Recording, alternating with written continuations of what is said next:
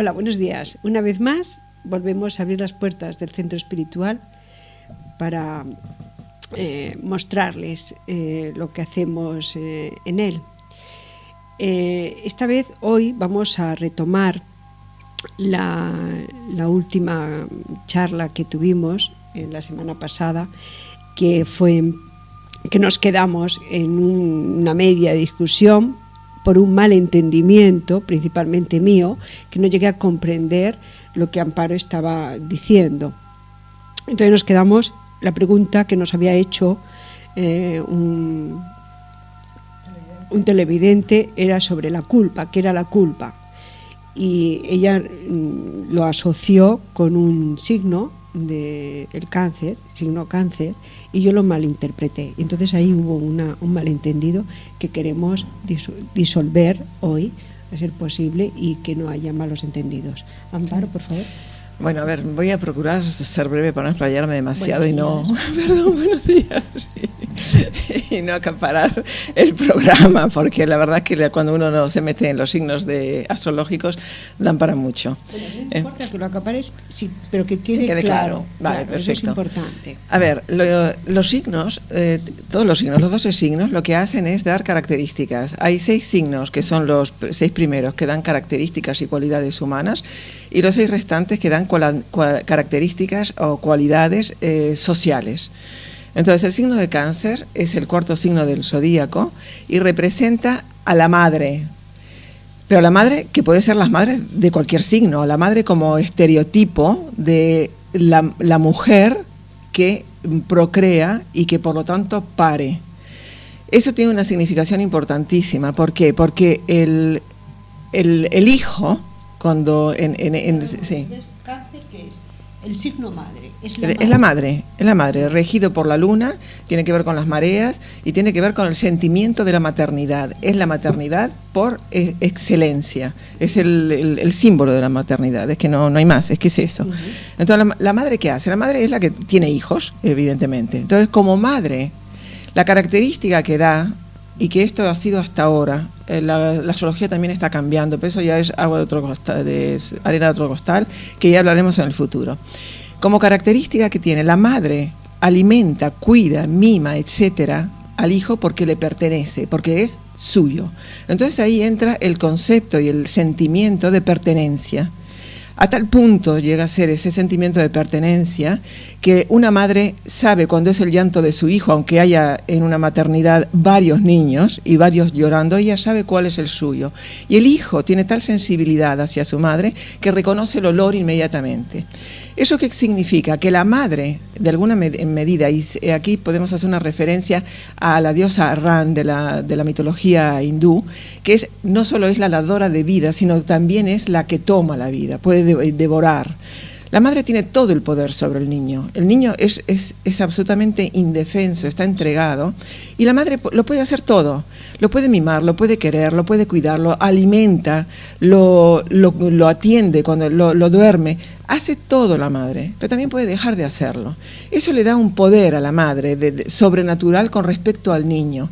Y además, ¿qué ocurre? Que la madre, por haber parido, ese sentimiento de pertenencia que se da, desarrolla una actitud. El hijo es suyo hasta la muerte de la madre o hasta la muerte del hijo. Y aquí hay una situación que se da que tiene una contrapartida, y es que el hijo, hay un momento, y voy a poner un ejemplo, una gráfica, para que se entienda bien lo que quiero decir.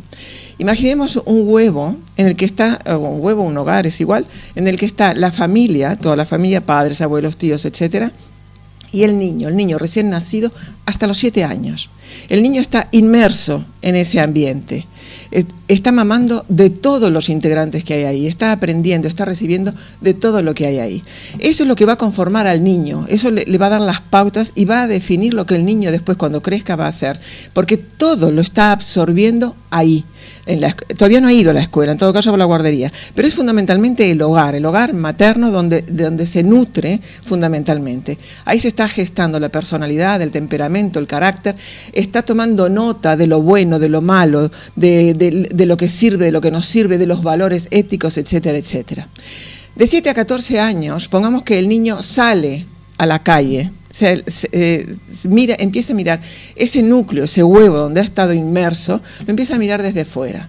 ¿Por qué lo empieza a mirar desde fuera? Porque de 7 a 14 años empieza a definir lo que quiere tener y lo que no quiere tener de ese grupo en el que ha nacido y de ese centro, ese núcleo en el que se han desarrollado sus primeros años. Y esto es de 7 a 14 años. Y cuando llega a los 14 años, pasa lo siguiente: el niño deja de mirar hacia ese núcleo donde nació, donde se crió, donde creció, y quiere empezar a mirar hacia afuera. En alguna medida, si lo representamos de una forma gráfica, está dando la espalda al grupo en el que nació para empezar a informarse y a absorber todo lo que hasta ese momento era exterior y ajeno a él. ¿Qué ocurre aquí? Que como está la carga emocional de la madre, de la pertenencia, de que ese hijo es suyo y lo será de por vida, porque es una realidad, el hijo no deja de ser hijo hasta que uno de los dos se muere, y la madre no deja de ser madre hasta que ocurre lo mismo. ¿Qué pasa? Que el hijo, y cuando digo hijo, hablo de la infancia, de los niños en general, hombres y mujeres, el hijo, que por el mero hecho de nacer de una mujer, es evidente que nace hijo, necesita liberarse de esa carga emocional de pertenencia. Es en ese instante cuando subliminalmente, de forma totalmente sumergida en el cuerpo de las emociones, recordemos que la luna es la que rige el cuerpo emocional y Cáncer es el cuerpo emocional por excelencia, en ese cuerpo emocional totalmente inconsciente surge la culpa. ¿Qué culpa es? La culpa de ese hijo que quiere separarse, que quiere desprenderse de esa carga emocional de la pertenencia para empezar a transformarse en un individuo independiente, libre, y hacer el mismo. Y ahí es cuando, como está en la adolescencia ya, y Cáncer como signo rige la adolescencia, cada signo, hago un inciso, cada signo rige una edad, así como rige un órgano, etcétera, etcétera. No voy a desarrollar más, eso es otra cosa. Pues ese adolescente siente que no deja de amar a la madre, no deja de amar a la familia, no deja de reconocer todo lo recibido por ellos, pero no le basta, necesita más. ¿Y qué necesita? Necesita todo lo que es exterior, todo lo que no ha tenido hasta ese instante. Necesita a otros seres como él.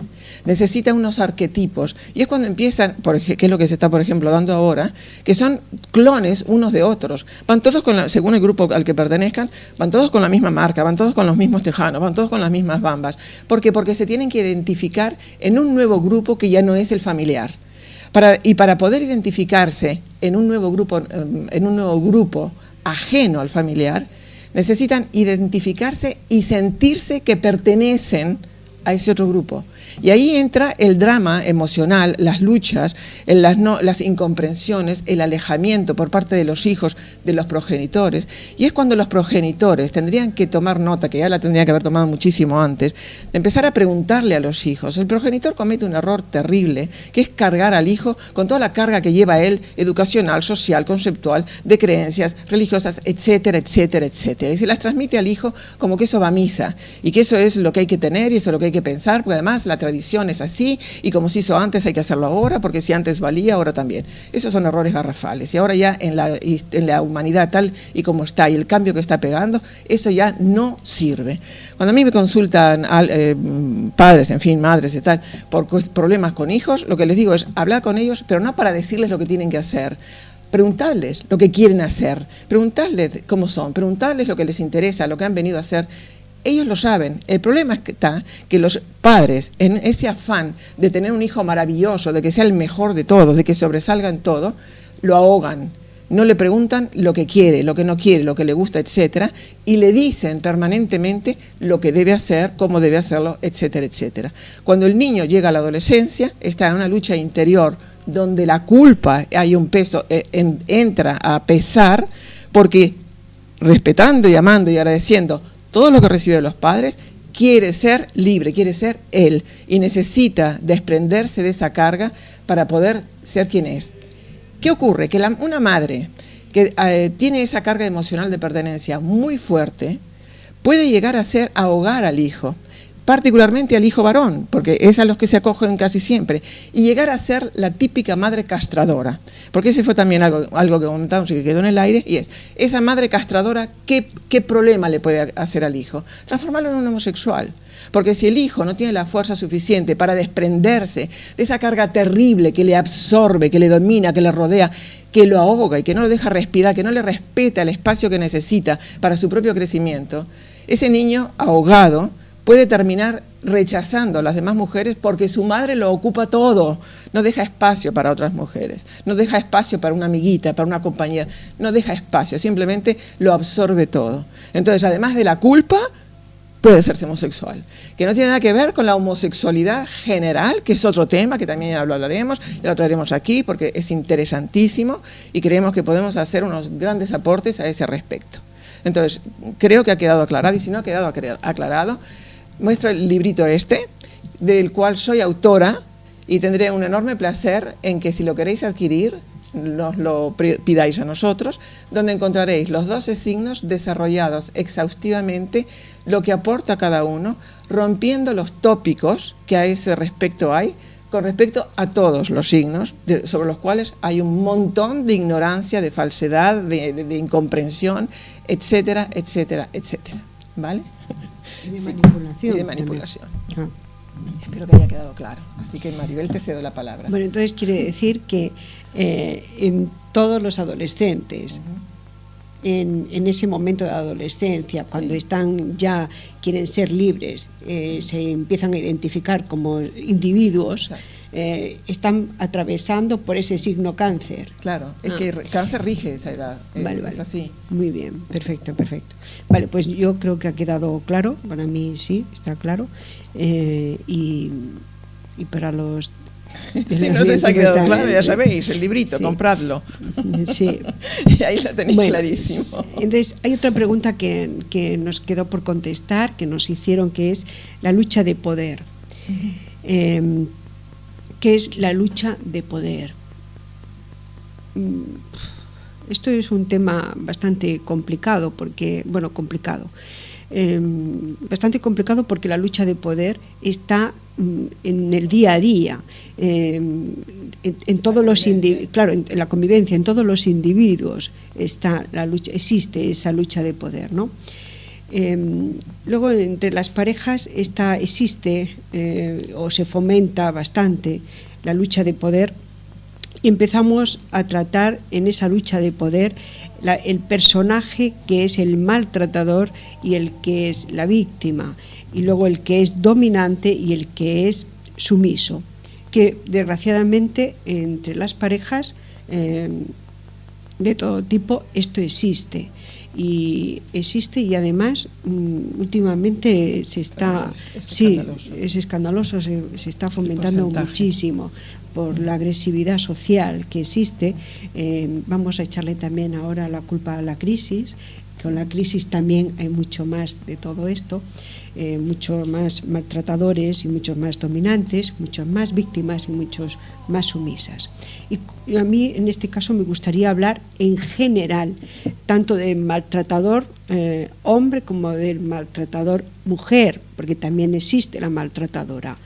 No se le da, no está tan trascendencia, pero existe la maltratadora y existe la víctima hombre también. Lo que ocurre es que los hombres no denuncian, pero existen muchas mujeres maltratadoras también. También existen muchas mujeres dominantes, y yo aquí diría que casi el papel de dominante es más de la mujer que del hombre, aquí en este caso. Y el de sumisa o el de sumiso existe también, ¿vale?, entre las parejas. Estos son temas bastante complicados de hablar. Sí, me parece, es que volvemos un poco a cáncer, porque también aquí hay una cuestión social, y es que viene de muy lejos, viene de la época, siglos y siglos atrás, cuando a la mujer se le quitó todo el poder, socialmente hablando. Se le quitó todo el poder, se le prohibió que estudiara, se le prohibió que supiera, que tuviera conocimiento. ¿Por qué? Porque se dieron cuenta los que querían mandar, y no voy a poner nombres, pero se supone que ya se sabe, los que querían tener el poder, se dieron cuenta que el conocimiento era poder.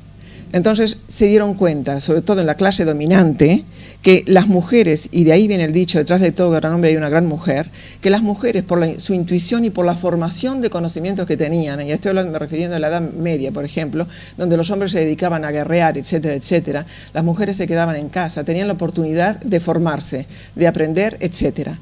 Entonces, ¿qué ocurría? La mujer, con esa formación intelectual que llegaba a alcanzar, con esa psicología que llegaba a desarrollar, con toda esa preparación que tenía en casa para que cuando llegara el guerrero, en el reposo, poder atenderlo, etcétera, etcétera, tenía un poder sobre él, ejercía un poder sobre él. Y eso es hasta el día de hoy. Eso se da así, porque la cama tiene mucho poder, y la cama es poderosa, y en la cama la mujer manda. Hay simplemente un ejemplo, se puede estar en plena apogeo de relación sexual, imaginaros que estéis en esa situación y que la mujer diga, por ejemplo, ay, me estás despeinando. ¿Qué pasa, verdad? Entonces la mujer sexualmente tiene todo el poder, y sexualmente a veces abusa de ese poder, es la forma de dominar al hombre. Y luego, con respecto al hijo, volviendo al hijo, cuando se le quitó todo el poder a la mujer, cuando se la redujo a que solamente fuera madre, procreadora, etcétera, y no se le permitió acceder a no solamente puestos de poder, sino de formación, de conocimiento, etcétera, etcétera, la única forma que tenía la mujer de sobrevivir en esas circunstancias, si el marido moría, era garantizándose que el hijo, sobre todo el primogénito, iba a cuidar de ella.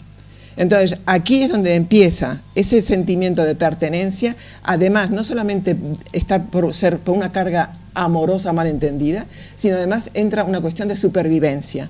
La madre le empieza a transmitir en la leche materna al hijo varón primogénito que cuando crezca tendrá que cuidarla, hasta que ella muera.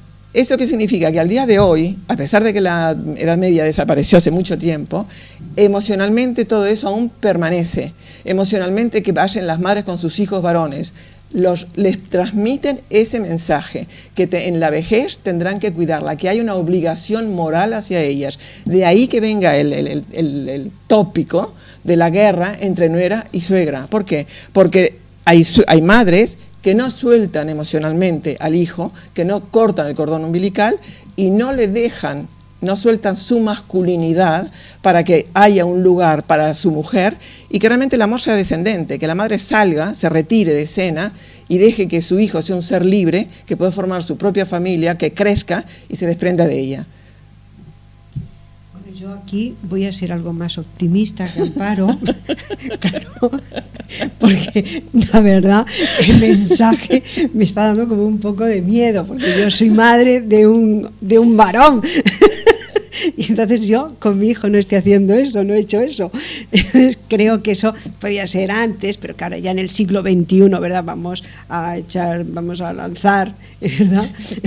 El optimismo y vamos a decir que las madres del siglo XXI, 2021, que no actúan de esta manera, que saben lo que es la libertad y intentan que sus hijos crezcan en un ambiente de libertad, de formación y de amor. Y vamos a poner el amor que hasta ahora no lo hemos utilizado. Entonces, una madre, por encima de todo lo que ha dicho Amparo, tiene una cosa fundamental, que por eso es madre, ¿no? Y es el amor. Ese amor que transmite, ese amor que no tiene que demostrarlo, sino es la esencia de ella. La esencia de la madre es el amor, realmente. Y esa es el crecimiento la formación, es la nutrición que se le hace al hijo, el alimento que se le da al hijo, ese profundo amor de la madre. Entonces yo aquí voy a romper una lanza por las madres, por el amor de las madres y por el amor de los hijos, tanto masculino como femenino, sí, claro. Tanto hombre como mujer. Es genérico, la palabra madre e hijos es genérico. Exacto. Estábamos hablando de los maltratadores, de las víctimas, de los dominantes y de las sumisas. Que eso es un tema muy importante, porque desgraciadamente caemos en la trampa de ser sumisa o ser víctima sin darnos prácticamente ni cuenta, aunque inconscientemente siempre, como somos grandes enfermos emocionales, siempre vamos a buscar al dominante o al maltratador. depende si hemos tenido un padre dominante, una madre dominante o maltratadora, pues acabamos siempre con un maltratador o un dominante, lo acabamos repitiendo. Y acabamos siendo víctimas o acabamos siendo dominantes o maltratadores. También las mujeres, insisto, también las mujeres son maltratadoras y son dominantes, por favor, porque este rol se le ha puesto solo al hombre y no es justo, también las mujeres lo son, ¿vale? Y además las mujeres incluso a veces son maltratadoras, no con la pareja, sino con los hijos. Sí. Y son muy dominantes con los hijos. Y esto es terrible, sí, porque es un papel que no se ve, pero que está ahí, existe, está ahí. Sí, sobre todo cuando el hombre en la pareja, el hombre es el maltratador de la mujer eso mismo lo repite con los hijos, es terrible. Sí. Entonces es un pez que se muerde la cola siempre. Bueno, ¿cómo entramos en ese rol de víctima o de sumisa sin darnos cuenta? Realmente sin darnos cuenta. Empezamos siempre con la tontería de la protección. La mujer o el hombre que necesita protección. Hay hombres que buscan mujeres mucho más fuertes que ellos, más poderosas. Ahora hay un juego, ahora hay algo más que se le puede poner, y es que hay mujeres que económicamente tienen más poder económico que los hombres. Entonces, esos hombres que buscan esa pareja, que económicamente son más poderosos que ella, son hombres realmente sumisos, que pasan por ahí, por todo lo que desea la mujer, solo porque ella es más poderosa económicamente. Esto se está utilizando ahora mucho, porque el dinero, el poder del dinero es una de las armas principales para mover a todo el mundo, ¿no? Claro, y entonces esto es un juego que ahora se está utilizando mucho, el poder del dinero. ¿Quién tiene más dinero? Es el que manda, y es el que manipula, y el que trabaja, y es el que trabaja, y es el que maltrata o es el que domina. Y aquí, hombre o mujer, da igual, ¿no? Bueno, es muy triste decir que estamos sometidos, prácticamente todos pasamos por ser víctimas o por ser maltratadores o ser dominantes o ser sumisos. Realmente creo que todos los que llegamos a tener pareja pasamos por un momento de nuestras vidas en que actuamos de esta manera, actuamos de las dos maneras.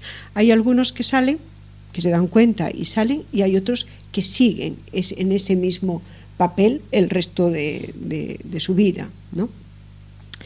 ¿Cómo salir de ellos? Pues primero teniendo conciencia de que es un enfermo emocional dependiente de otra persona, ¿vale? Y dependiente además de un rol que ha traído, no se sabe a veces, hasta viene de otras vidas, de esta vida o de otras vidas, y se ha pasado vidas y vidas siempre buscando y viviendo con personas maltratadoras o dominantes, repitiendo lo mismo, sí. Entonces nosotros en el centro me vienen bastantes casos de enfermos emocionales, he tratado bastantes casos de sumisos principalmente, y algún maltratador, indistintamente, hombre o mujeres. Y yo el tratamiento que les hago aquí, primero es que ellos se den cuenta de lo que son realmente, que acepte que son sumisos o que son víctimas o que son maltratadores, y entonces luego lo que hago es una regresión consciente, y vamos al principio, a esa primera vez en el que él fue víctima o en el que ella fue maltratadora, y los llevo siempre a esa primera vez para que ellos sean conscientes de por qué usan o utilizan ese papel en su vida actual. Vamos a esa vida, ven por qué la primera vez ocurrió esto, y entonces desde esa primera vida empezamos a liberar esa enfermedad, y empezamos desde esa vida hasta esta vida, con la conciencia de esta vida. Y os digo que el tratamiento es, no hay que volver a repetir la regresión. Con una sola sesión ya está, llegamos, esa persona tiene la comprensión del por qué ha elegido ese papel, el por qué está actuando de esa manera, y automáticamente desaparece esa condición, esa parte de enfermedad emocional. Luego hay otras muchas, pero estas realmente son muy importantes porque no nos damos cuenta, es que ni siquiera somos conscientes del papel que estamos haciendo en la pareja, y claro, eso también se lleva a la vida, a la cotidianidad. En el trabajo también actúas así. Sí, porque a veces se cae en una... hay una división, una separación que es muy sutil, muy finita, que es la actitud de ser complaciente a ser sumiso. Entonces es facilísimo confundir el complacer con el someterse. Y eso es una cosa que hay que tener clara, ¿no? Y es en la relación esa se establece, porque el complaciente muchas veces no se da cuenta que empieza a caer en la sumisión, y el complacido no se da cuenta que está transformándose en un sometedor, en un dominante, ¿no? Y también esto que vas cediendo. Bueno, pues no, para que no haya bronca, a mí no me importa ceder. A mí no me importa ceder. Ya estás, ya has caído. Ya estás en la sumisión total. Entonces, a mí lo que me gusta es poner las palabras correctas, porque tenemos tendencia siempre a cuando nos damos cuenta de lo que somos, pues entonces lo cambiamos.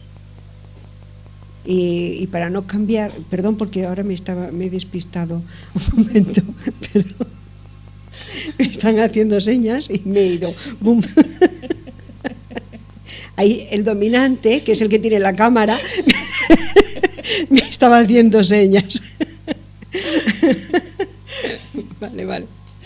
Y no sé dónde estaba, ahora me he ido totalmente. No sé, el dominante y el dominado, que la sumisión y lo...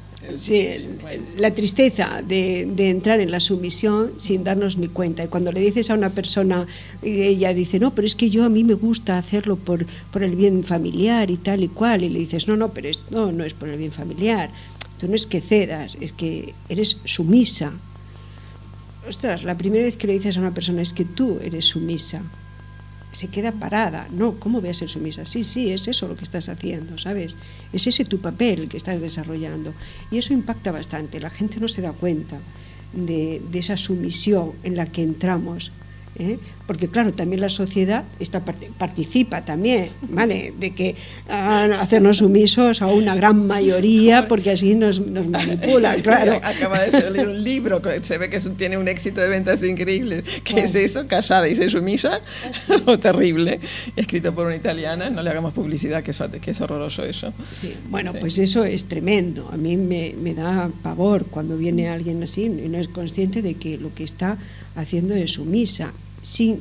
Una cosa es que tú quieras ser sumisa y tú de una manera consciente y libre aceptas el papel. Claro, lo haces, el papel, y ya está. Y no hay nada más que hablar. Y pactas con la otra persona en que él es el dominante y tú eres la sumisa, y perfecto, eso está. Pero con conciencia, que lo sepan, que se sepa, pero sin saberlo, que entres en esa dinámica. Eso es tremendo. O la víctima, ¿no? Sí. La víctima es peor todavía, horroroso, ¿no? Porque se deja golpear, maltratar, y luego no es ni... No, si solo ha sido 2 veces, ¿no? ¿Cómo 2 veces? Me acuerdo que vino una persona a mi consulta y... no, pero solo me ha pegado 2 veces. Pero ¿cómo solo 2 veces? Y eso que ya no es maltratador por eso, pero psicológicamente que te hace pum, pum, pum, pum, luego pasamos de 2 veces a alguna más, y luego, ¿sabes? Y es que lo van borrando, ¿no? No son conscientes, o vamos a ponerlo, no somos conscientes de que caemos en eso, de que caemos en esa trampa, y lo tomamos como algo natural, o sea, es normal que el hombre domine, ¿no? Aquí, o es normal que el hombre... Es un claro, o que si haces algo mal te den una bofetada, ¿no? O te castiguen, o yo qué sé, te castiguen, sí, porque es que hay tantas formas de maltratar, o un caso que a mí me sorprendió mucho. En este caso era un hombre. El hombre, cuando se iba de casa, dejaba la nevera cerrada con llave. Hasta que él no volvía, no podían comer nada, nadie.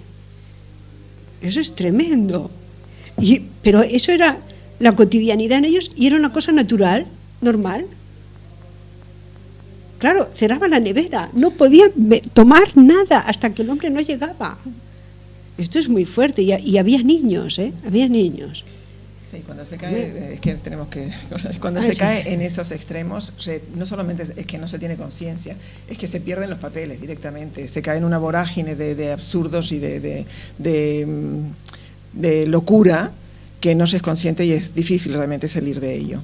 Sí, sí, pues es un tema que da para más, ya lo seguiremos, sí, porque tenemos que despedirnos aquí. Seguiremos con más datos, Sí, más entonces recordad que en preguntanos@elcentroespiritual.es podéis seguir enviándonos vuestras preguntas, que nos encantan, y tendremos un enorme placer en poder contestar a todas ellas y tomarnos el tiempo que haga falta para que queden lo mejor contestadas posibles. Exacto. ¿Vale? Yo os dejo con el amor de la madre hoy y ha sido un auténtico placer compartir este momento con vosotros. Y yo os dejo con la conciencia de que estéis despiertos a los resabios feudales. Adiós, hasta otra.